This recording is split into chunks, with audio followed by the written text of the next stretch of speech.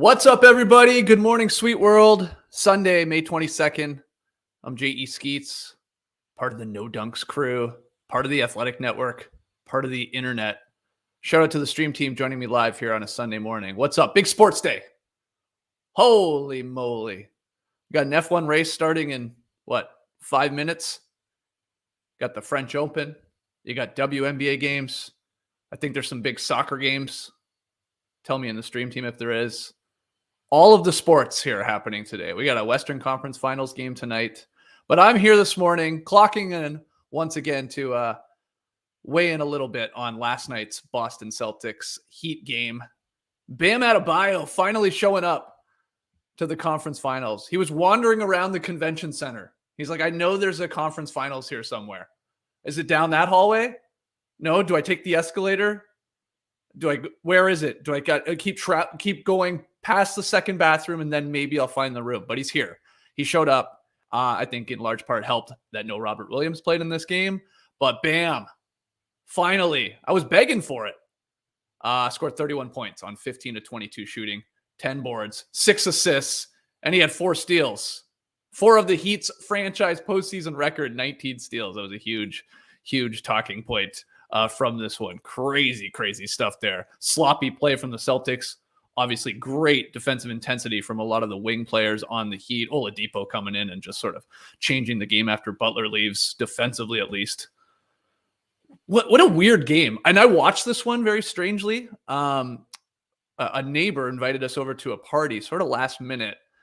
They got a great rooftop, so we had to take advantage of it. So I was like, all right, I'm going to record the game. I'll just avoid all spoilers. And when I get back, I'll fire it up and sort of fly through commercials, which I always like to do. If you can avoid knowing what's happening in the game, man, we're all tired of watching these same commercials over and over again. So bam, bam, bam, skips 30 seconds. So I was watching this a little differently because you're like, I don't know, something about it.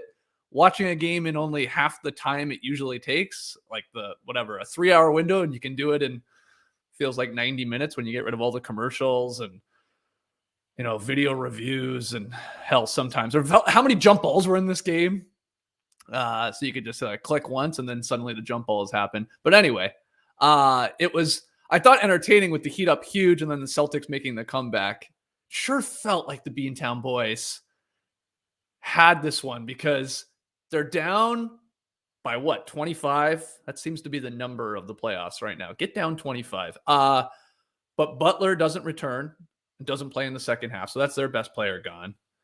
You get these triumphant, Willis Reed-like returns from Marcus Smart, who got injured there with that ugly looking ankle injury. Where he, rolls it and then Lowry inadvertently falling on top of it makes it appears 10 times worse, but he comes back out of the tunnel. And then later on, you had Tatum getting the stinger there, whatever they were calling that, on that scramble for a loose ball. He stayed down minutes. And then he comes back. The Celtics make it a 1-point game. That place is going nuts. And you're just like, well, yeah, luck of the Irish here. Here they go. They're going to pull this one off. And instead, it was the Heat hitting some timely shots because the Celtics, they never led in this game. They're down, like I said, I guess they were down 26 it even got to. But they had it as a 1-point game, 93-92 with about 2:40 to go. And that was off of a Jaylen Brown 3, if I remember correctly. And then Max Strus, he answered with a 3. Just a big, big 3 off a pin down. I guess post-game Strus was saying in the timeout, Coach Lowry said, we're running a pin down for Max. Let's get him open. And, he stepped up and hit that. And then not long after that, we had that weird Bam shot where he nothing was really happening. He bounced off Horford and he hit this tough jumper at the shot clock buzzer to give Miami a 6-point cushion. I'm pretty sure he got away with a travel there too. Did they ever show the replay? I can't remember. Looked like Bam did a bunch of little shuffling over there before he shot it. I remember Derek White on the Celtics bench was calling for it. I thought there was some shuffle, but he hit this crazy shot and the Heat go on to get this victory. So Miami up 2-1. But back to Bam. The monster line, like I said, he was averaging 8 points per game in this series. Complete non-factor. If you guys joined us the other night, I think it was Lee started talking about Bam and I said, who? Who are you talking about? Doing the old, like, who's that guy? He plays? Because he had been really, really non-existent, especially again in game 2 where they got hammered. And in game 3, he of course was aggressive. He's bringing the ball up way more. I love that. Attacking Horford off the dribble. Yes, you should be able to do that. You're 24 years old, even though you feel like you're 32. And then he, went to work on Jaylen Brown once in the post, got smart onto him at times, went to work, just great game from him. And hit some timely buckets when the Celtics got back in this game, and some beautiful rolls, had a nice dunk down the lane. And I saw Nekias Duncan there on Twitter this morning, breaking it all down. They used Bam as a screener, like in pick and roll action a lot more. In game 1, this is from Nekias here. He's a trusted source. This guy does the work when watching these games. In game 1, Bam did that screener, pick and roll action 6 times. Not a lot. Game 2, 13. Okay. And then in game 3, 20 times. And so that was the thing. Even when Smart was on him, they would put him back, Bam, in the action with pick and roll to find the angles and find holes. And it worked. And he was just like, look, was it Haslam? Was it Lowry? Was it Spo? Was it himself? Somebody told him, like, wake the fuck up, man. Let's go. You've done nothing here. I thought you were like an all-NBA center here. And again, I think he was helped out by Noel Time Lord because he's got his number a little bit, and he's such a great defender, and he's got the size and athleticism to hang with them. So when the news broke, Woj, I guess, earlier in the day on Saturday saying Robert Williams wasn't playing. I mean, I tweeted, I was like, Bam has to ball out. He has to. Like, there's no excuse now. I'm sorry. You should be able to get yours versus Al or Grant or whatever, Celtics player switched on you. So huge game, of course, for him. Great timing in not a pivotal, but maybe a crucial game 3. So that was fun to see. I like to see Bam play well. What was going on with the Celtics, though? Tatum, 10 points, 3 of 14 shooting, 6 turnovers. PJ Tucker all over him, but the turnovers. Oh, there were 2 that I can remember off the top of my head where Tatum just threw the ball to Heat players. It was like, you got money on this game here, Jason? What's going on? There was one late in the fourth quarter. He just threw the ball to Caleb Martin. It was weird. And then Jaylen Brown, who, man, had 40. He had like a bad 40-point game, which I didn't know was possible, but he had 7 turnovers. So Tatum 6, Jaylen Brown 7. And look, we had talked about this in our preview for the series as the series went on. We talked about it with the Celtics all the time, especially Jaylen Brown. His handle, it can disappear at times. It can be very weak. And I thought the refs were letting a lot of physical play happen. And yeah, we had a bit of a flop fest, of course, in this one, but they were allowing like just some defensive like bodying on guys. And I think both ways. And I think the Heat were dealing with it a lot better than obviously the Celtics were, because a lot of those steals, and I think Brown talked about after the game, is like, I mean, I'm getting hit, but yeah, man, you got to keep the handle tight, because Oladipo is just like poking, popping it out. You're just dribbling it away from you. And 13 turnovers from your 2-star guys there, where the ball is obviously going through them for a good chunk of it. And a playoff high 24 turnovers, which led to like, what was it, 33 points from the Heat. You're going to be in a tough spot. It's amazing they almost had this a 1-point game when you think about it with all those turnovers. But Oladipo, I saw Tassie on Twitter last night after I had caught up with the game, scrolling through the tweets, see what people were saying. Tass was pumped with Oladipo starting the second half in Jimmy Butler's place and picking up those steals. A lot of the just like, it's weird. Like a lot of the steals in the first half felt like just, the pick sixes where you're reading the quarterback's eyes. Oh, they're looking to go there. And then a Heat player would, jump in, deflect it, grab it. But then in the second half, it felt like a lot of them were like, give me it. Just the straight up, give me it steal. Because you can't dribble and there's too much pressure. And maybe you're like, oh, you think there's going to be a foul called. And instead there wasn't. I mean, that's a lot of turnovers. Again, that the fact that this was a 1-point game, and I'm thinking, watching it going, holy crap, Boston is going to do this, come back from 25-26. Man, lucky break for them. No Jimmy, he would be, you would think, one that would like settle down a run or something like that. Obviously he can go get you a bucket, but instead They couldn't pull it off. That Strus 3 was huge. And then, like I said, that Bam jumper. Let's hear from everybody in the comments right now in the stream team. Drop your questions. I know you guys are conversing with each other. WB just dropping a weird comment. Tess is a weird dude. Well, yeah, he is. We're all weird dudes. But why? Because he was tweeting about Oladipo? That's a fascinating take. Let me talk Kyle Lowry, though. You know I got to. It's like I'm watching these games, and I'm like, yeah, he's still a Raptor. That felt like a Raptor win to me last night. Raps are in the series. That's one. So I have it like this, actually. Heat won, Celtics won, Raptors won in this series. Yeah, you didn't know the Raptors were playing. There you go, Justin. This is what I'm looking for. Drop the homer. But Lowry did play well, and we hadn't seen a lot of him in the playoffs. And when he did play in the Sixers series, even me, noted Kyle Lowry homer, was saying, stop playing him. This is not the Lowry we know. He's actually hurting them. That was back in the Philadelphia series. But he was really classic, solid Lowry in a playoff game. I thought, he chipped in 11 points, 6 assists, and he gives you the great defense. And he's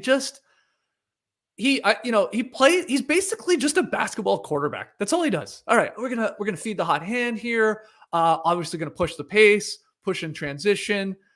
I'll score when needed. So I guess that would be like the equivalent of the quarterback, like in football. Like, yeah, I'll run. I'll get a 6 yards here. All right, don't worry about it. He just sort of can, again, never with Lowry is the box score gonna whoa. I mean, he had 11, 6, and 4. Only turned the ball over twice. He was a plus 10. That was great. But 4 of 11, hit 2 threes. Rarely gets to the line. Only hit 1 free throw. But just the timely and in control. He's just a coach out there, and the big steal late, as people are saying in the stream team. I just love it. Love to see it.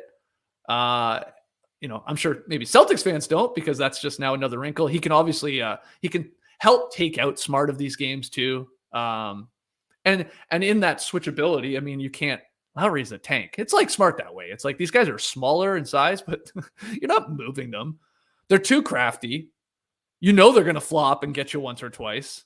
And so that gets in your head about being a bigger guy and backing them up. So it's just like, they're just such a luxury for coaches that your point guard, in both cases, Smart and Lowry, can switch and play 6'10" guys, and you're not going to get hurt by it at all. If anything, you're playing right into their hands. Yeah, go ahead. So yeah, I thought it was a fun game. Again, I think I was helped out that I could fly through commercials. Makes it a lot more enjoyable. Diego is saying that was one of the worst officiated games I've ever watched. It was extremely lopsided towards the Celtics. Okay, fascinating. They did have a lot more free throws in the end, right? So do you think, Diego, that the officials were trying to get us a close game, eh? Trying to get Boston over the hump, eh? You got your tinfoil hat on? I'm going to go look at it. Yeah, Heat 12 of 14 at the line. That's great. Great percentage. 23 for 30 at the line from the Celtics. That's a lot more. 16 more, if my math is correct. Yeah, I guess people are agreeing it was pretty one-sided. I don't know. I oddly didn't really notice. Maybe it's because the Heat go on to win the game. It's not as big a deal. And like I said, I thought the Heat were allowed to play pretty physical. I think there was times on some of these steals that another officiating crew is calling these fouls. They're like, no, you're reaching across, you're bumping in, that's a foul. But they didn't, and I like that. I mean, I prefer that type of play. I like the defense to have some leeway, some physical contact. I'm not saying you can hit the guy across the arm, but a little physicality, sure. You know how I feel about that with rebounds. So okay. Well, I didn't really notice as much as maybe some of the people are, but in the end, he got it done anyway, regardless of the free throw disparity there. It was really the turnovers, let's be honest. Turnovers just destroyed the Celtics. 109-103 was your final score. I don't even know if I said that. Joseph Hightower. Tatum played terribly, he says in the stream team. Yeah, he definitely did. Tatum, fascinating. A fascinating player. In the sense that would you be shocked if he goes for 45 in game 4? No, you wouldn't, because he's done that. But he'll have these massive monster games, and then he has these duds. Just these brutal disappearing acts and sloppy play, of course, and just no impact on the game. It's like, I was thinking about this before I jumped on. It's strange. I don't know how to say this. It's almost like, would you prefer like your superstar to have games where he goes for 40 or 50, but then has games, of course, where he goes for 10? Or would you have your superstar never go for 40 or 50, but is always consistently giving you, 25 to 30, let's say, or whatever number you want to pick? And like, look, it's silly that I'm saying that, because that's basically what he averages. But yeah, it is odd here in playoff games. Yeah, I guess people were saying like what Steph does. I think, what Giannis sort of does. Glenn says, yeah, give me the consistency. Sure. I mean, it's a luxury again if you can say, well, we know that guy's giving us 30. Oh, his jumper's not falling? That's all right. He'll get to the line. He'll make it up that way. Yeah, look, I won't be shocked at all if Tatum has a monster game here in game 4. The Celtics have bounced back after almost every loss in this postseason. So very excited for what is that one, Monday night? Is that where we're at with that one? Alex, got to show some love to Alex here in the stream team. Just dropping $1.99 to say Boston fans woke up feeling like capybaras. What is that? Is that an animal? Is that just a slang for poop that I don't know? Help me out, Alex. But thank you. You don't have to do that. Jimmy Butler, I think, is going to play here in game 4. That's what Spo is saying. He has the right knee inflammation, so he doesn't play in the second half. And Spo is saying he doesn't need another MRI. He's had this knee injury, right? And while I don't know, I guess his status right now is if for game 4 is unclear. I mean, my gut says he'll play. I mean, Lowry played in this one. Tucker played in this one. I think that Heat staff has to put these guys in a straitjacket and lock them in the back locker room to prevent most of these guys wanting to play. I mean, on both these teams at this point, this conference finals, I mean, you got a chance to win the title here. There is an opening.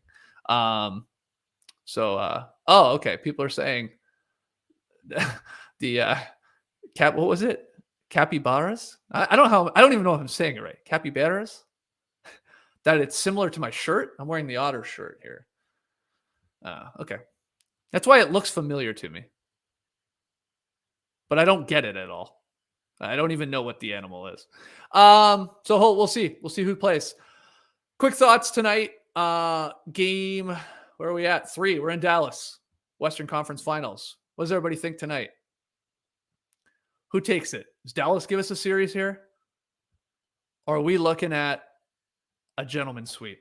This is my fear. I don't think the Warriors have played all that great, despite being up 2-0. So I guess if I'm a betting man, put me down for a Warriors win. And then Dallas wins game 4 and this ends in 5. I'm going to go with that.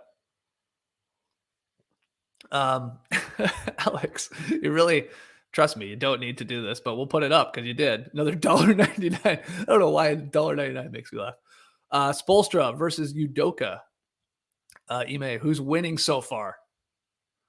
Well, Spo is because they're up 2-1, but I mean, I don't think either of coaches have been outclassed by any means in this series here. We'll see what the counter is from Udoka to try and get his guys going. And back to what happened in game 2. Really, Udoka just keeps going in the games they've lost. We're just not matching their physicality.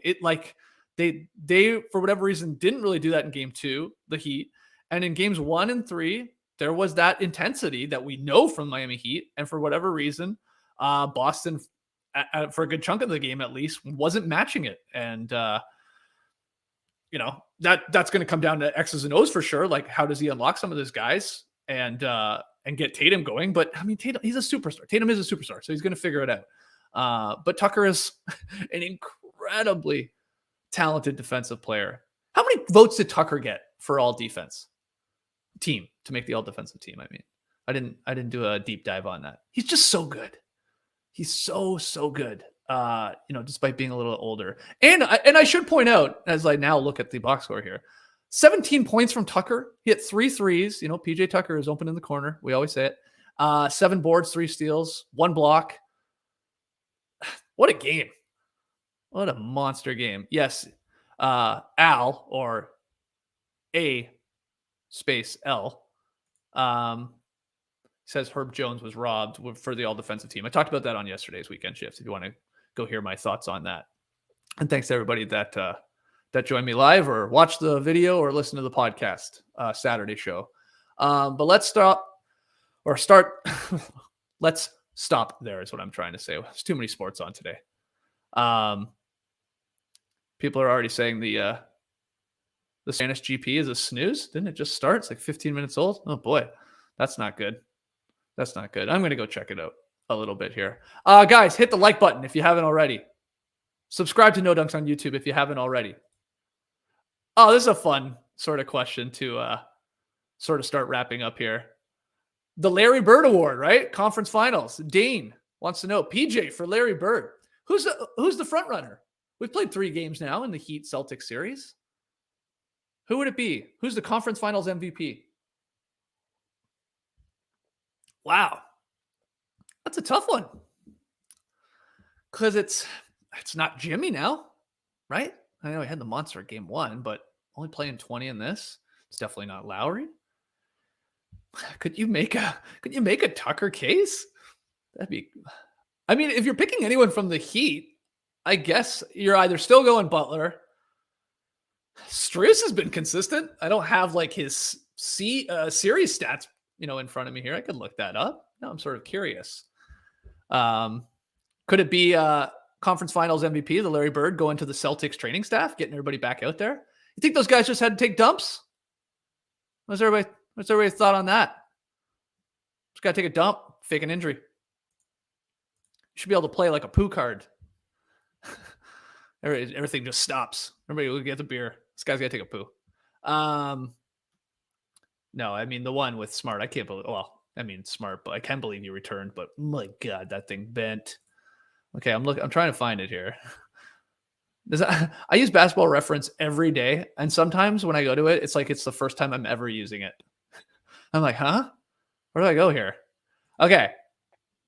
Got the series stats. Let's just share this right now as we wrap up our Sunday weekend shift. So, okay, it's still going to Jimmy. What am I kidding here? He's averaging 26 in the series, 6 boards, 3 assists, 2 steals, and a block. And he's shooting 58%. Obviously not a lot from 3. He's only taken 5, hit 1, and then he's great at the line. Okay, so Jimmy's still getting it. As for the Celtics, it would be Jaylen Brown if they were up 2-1 in this case. And that's not just because he had the 40, but he's averaging Jaylen Brown's averaging 30 and 9 in this series. So we'll give it to Jimmy, though Max Strus, I thought Max was averaging a little bit more in the series. He's averaging 11. So it's not going to Strus. But that was fun. As for the West, people want to know, well, it's Looney. It's got to be. Just give it to Looney, man. This guy, it's unbelievable. This guy's going to get paid. I'll check just their series stats here while we have it in front of us. Come on, I already clicked on you. Do your thing. Okay, in the Western Conference Finals, only 2 games, remember. You got Steph averaging 26.5 and 10 and 5. Yeah, he'll probably get it instead. But Jordan Poole, 21. Wiggins, 17.5. And then Looney, 15.5, 8.5, 3. And he's got a block too. So there you go. I guess right now, Magic going to Curry and Larry going to Jimmy. Tell me if you agree or disagree. Guys, always a blast seeing you here on a weekend morning. I actually want to just keep podcasting because I'm procrastinating because I got to go do a very long run. Final super long run of marathon training, though. And it's stinking hot here in Atlanta, and I probably should have done it way earlier, but I had a little too much fun at that rooftop party last night.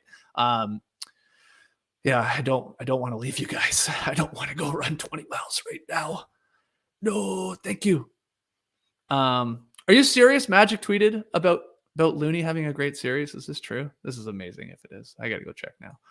But we'll be back tomorrow, 10 a.m. Eastern, live from the Classic Factory.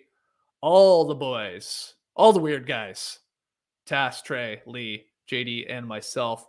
Trey and Graydon should have an F1 podcast, the No Breaks podcast, earlier in the week. They usually do that on Tuesday. So in the YouTube comments here, there's always a link to our Survivor podcast and the F1 podcast, No Breaks. So click that, subscribe to that. Graydon and Trey do a great job of breaking down the races, and it's basically like no dunks for F1 fans too. It's a lot of silliness, and it's fantastic. So go check that out, subscribe to that, and we'll call it there. Thanks again, guys. Enjoy the game tonight.